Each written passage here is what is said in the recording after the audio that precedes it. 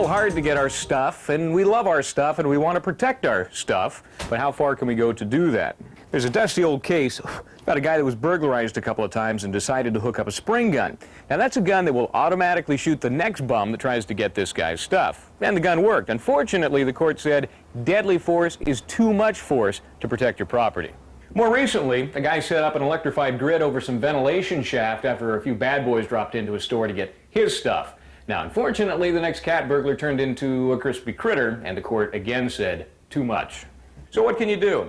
Well, generally you can use reasonable force to protect your stuff, and the judge and jury would ultimately decide what reasonable is, but you can figure if it's enough force to kill a crook, probably too much. So, it means no electrocutions, no stabbings, no loaded guns, and no acid baths. Remember, one exception. You can use deadly force if your life or someone else's life is threatened while they're taking your stuff, but that's really a defense of self, not a defense of property.